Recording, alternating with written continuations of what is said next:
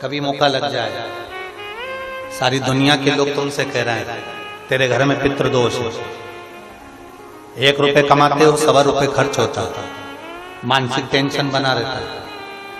घर में एक व्यक्ति बीमार है, ठीक हुआ, दूसरा बीमार पड़ गया, दूसरा ठीक हुआ, तीसरा बीमार पड़ गया, तीसरा ठीक हुआ, चौथा बीमार पड़ गया।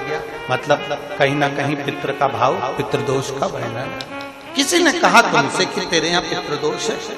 तूने ब्राह्मण को भोजन करा दिया, पिंडदान करा दिया, तर्पण करा दिया, तिलांजलि करा दी, गया जी का श्राद्ध कर दिया, हरिद्वार चली गई, वहां पिंडदान करवा दिया, ब्राह्मण भोज करवा दिया, तिथि पर भोजन करवा दिया, सब कुछ करवा के देते। अब एक काम और करके देख लो, एक काम और करके देख लो। जब तुम घर में भगवान शंकर की आरती, तुम्हारे घर में शंकर जी का शिवलिंग है,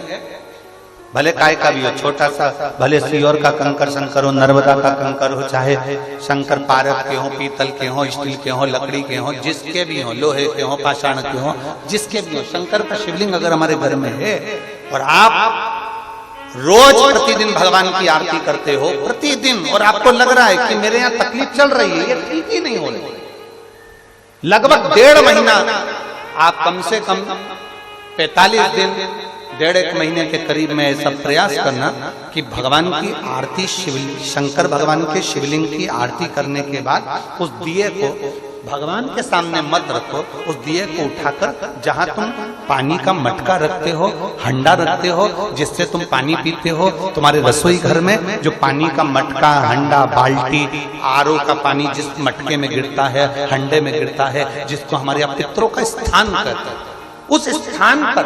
उस मटके के पास में, हंडे के पास में, उस बाल्टी के पास में, जहां रसोई घर में पानी रखते हो, उस रसोई घर में पानी जहां रखते हो, उसके पास में उस दिए को भगवान के सामने नहीं रखना। आरती उतारने के बाद उस दिए को ले जाके सीधे परिंडे के पास में, उस हंडे के पास में, मटके के पास में उसको रखो।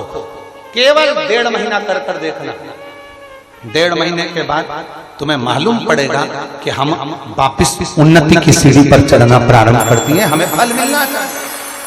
अब तुम्हें ना कहीं जाना है, ना कहीं आना है, ना कोई खर्चा है। खर्चा है क्या? ईमानदारी से बोलो, कोई तुम्हारा लाखों का रुपया लग गया क्या? रोज आरती